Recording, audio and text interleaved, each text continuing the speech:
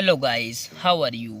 I think you are doing well. दोस्तों, आज की वीडियो में हम बात करेंगे कि गाने याद हो जाते हैं पर पढ़ाई नहीं। ऐसी कौन सी ट्रिक गाने बनाने वाले यूज़ करते हैं और इस ट्रिक का यूज़ हम अपनी पढ़ाई में कैसे कर सकते हैं। मैं आपका दोस्त mister Hasan. So let's begin. Trick number 1, picking. आपको पिकिंग को ढूंढना है और उसको समझना है। अब आप सोच रहे होंगे कि पिकिंग क्या होता है, पिकिंग किस बला का नाम है। मैं आपको बताते चलूँ कि पिकिंग का मीनिंग कुछ ऐसे वर्ड्स को ढूंढना जो कि मार्केट में चल रहे हैं। जैसे कि कुछ टाइम पहले लॉकडाउन चल रहा था तो लॉकडाउन के ऊपर गाने बने, सेल्फी का ट्रेंड चल रहा था तो सेल्फी के ऊपर गाने बने।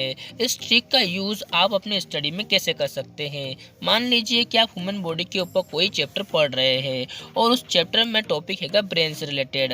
अब इस ब्रेन से रिलेटेड टॉपिक में आप पढ़ेंगे बहुत सी बातें, पर आप कुछ बातों को हाईलाइट कर सकते हैं। जैसे कि एक सामान्य व्यक्ति के ब्रेन का साइज 1.5 kg होता है। नॉर्मली ब्रेन को 3 पार्ट में डिवाइड किया जाता है, fore brain, mid brain and hide brain. Trick number 2, words power. जितने भी सॉन्ग राइटर्स होते हैं यानी गाना लिखने वाले, वो वर्ड्स को समझते हैं, शब्दों की गहराई को समझते हैं। उनकी words power and understanding power बहुत शानदार होती है। अब आप सोच रहे होंगे कि गाना लिखना कौन सी बड़ी बात है। मैं आपको एक गाना सुनाता हूँ।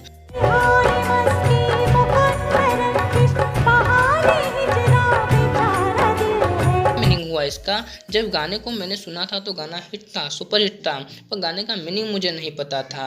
और गाना जब बना था जब तो मैं पैदा भी नहीं हुआ था। गाने का मीनिंग क्या आप समझते हैं? जब हम गाने को सुनते हैं तो गाना हमें इस टाइप से सुनाई देता है, जिहाल मस्ती मुकुन बरंजिश। जिहाल मस्की मुकुन बरंजिश होता है।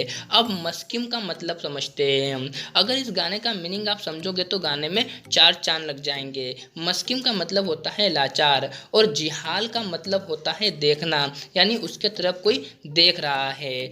मकुन बरंजिश, मकुन यानी नहीं और रंजिश यानी गुस्से से। अब मैं इस गाने का पूरा मीनिंग समझाता हूँ।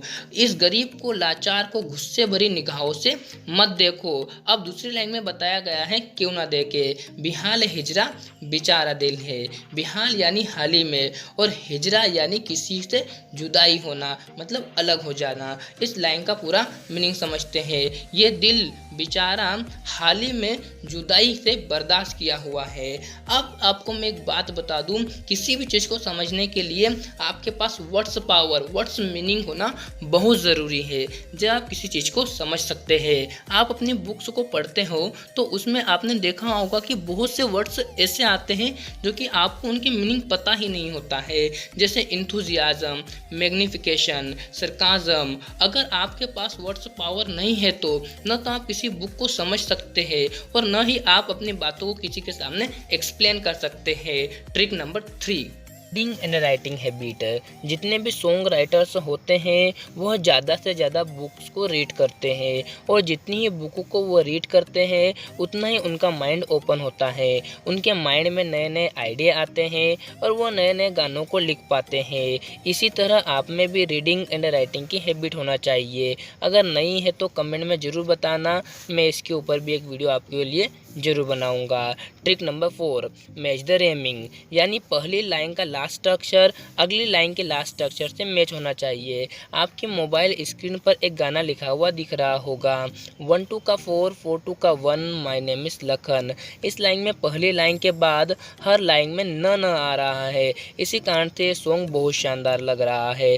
इसी तरीके से कविता बनाने वाले एंड शायरी बनाने वाले भी इस ट्रिक का यूज़ करते हैं। परेशानियों ने फंसाया है लेकिन परेशान नहीं हूँ मैं, इन हालातों से हार मान जाऊँ वो इंसान नहीं हूँ मैं।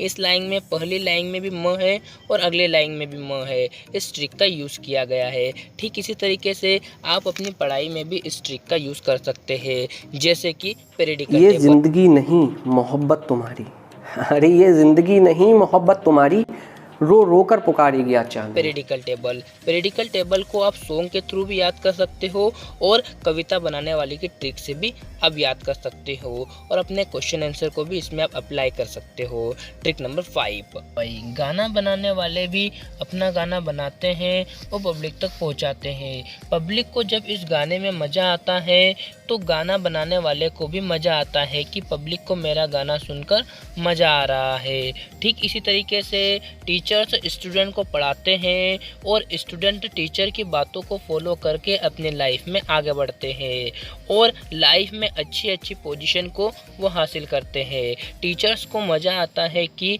वह सोचते हैं कि जिन जिन स्टूडेंट ने मेरी बातों को फॉलो किया वह आज अच्छी पोजीशन पर है, यानी मैं अच्छा पढ़ाता हूँ या फिर अच्छी पढ़ाती हूँ। टीचर्स मोटिवेट होते हैं और फिर टीचर्स अपने काम में और ज़्यादा मेहनत करते हैं और टीचर्स मेहनत में एंजॉय करते हैं। इसी तरीके से आप स्टूडेंट भी अच्छी तरीके से पढ़ाई करके दूसरों को भी अपनी बातों को समझाए और ऐसा समझाए कि दूसरों को समझ में आए, और आप अपनी बातों को दूसरों को समझाएंगे और दूसरों को समझ में आएगा तो आपको भी मज़ा आएगा और इसी तरीके से आप स्टडी में मज़े ले सकते हैं। इस वीडियो में बस इतना ही। आपको इन ट्रिकों में से कौन सी ट्रिक यूज़फुल और मज़ेदार लगी कमेंट में ज़रूर बताना।